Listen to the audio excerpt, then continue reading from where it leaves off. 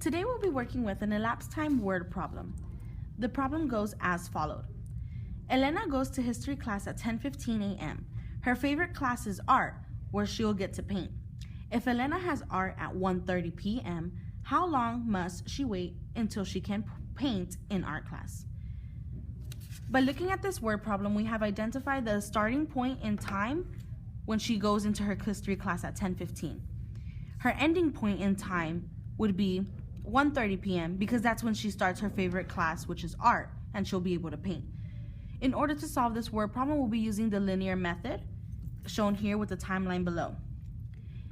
As I previously said that the starting time was 10:15 a.m., will be shown right here with the 10 mark and with the time interval 15. When we have time, it is separated into 15-minute intervals because it is equal to 1/4 of an entire hour. In 1 hour, we have 60 minutes, and we group hours with base 60.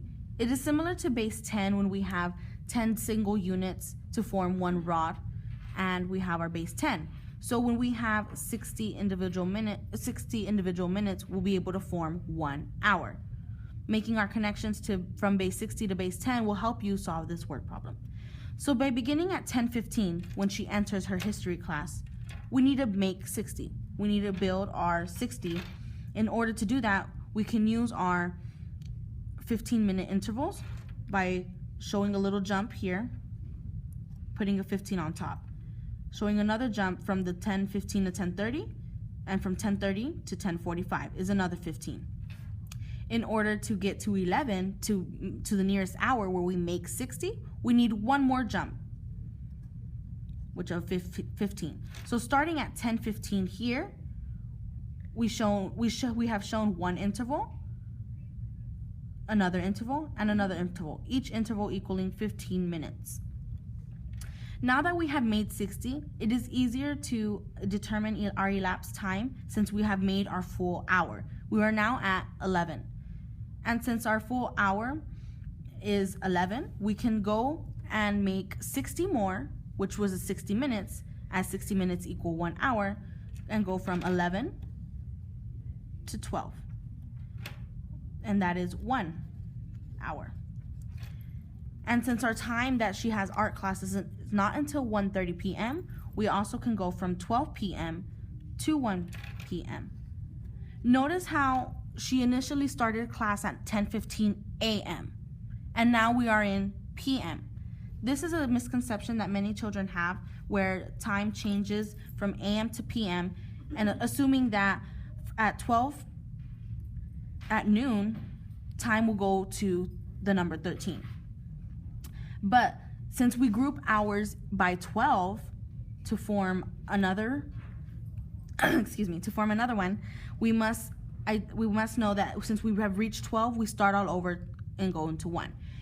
Another misconception that children have is that AM is typically during the daytime and PM is during the nighttime, but that is not the case whenever we take into consideration 3 a.m., 4 a.m., and those early morning hours when it's still dark outside. And when we have those afternoon hours from 8 p.m., 9 p.m., and 10 p.m., it is actually dark. So it is not good to classify AM and PM by simply if it's daytime or nighttime. So now that we have shown our 15-minute intervals from 10:15 to 11 a.m., we also have shown how from 11 a.m. to 12 p.m. it is 1 hour, because we made 60 minutes into 1 hour. And from 12 p.m. to 1 p.m. it is also another hour because we made our 60 minutes with 4 15-minute time intervals, reinforcing that 15-minute intervals are 1/4 of an entire hour, making 30-minute intervals half of an entire hour. So now we have until 1 p.m. However, Elena has art at 1:30 p.m. So we still need to build, since we cannot make 60 no longer, since if we did, it would be 2 p.m. and that's not the time she entered art, we would have to start by reinforcing our 15-minute time intervals. So from 1 p.m. to 1:15, it is 15 minutes. And another 15-minute interval would be 1:30. So now that we have accumulated both our time intervals and our hours, we can go ahead and determine to see how long Elena must wait until she can paint in her art class. So in order to determine and calculate the amount of time Elena must wait until she can paint in art class, we can simply do a T-chart with our hours on our left-hand side and our minutes on our right-hand side.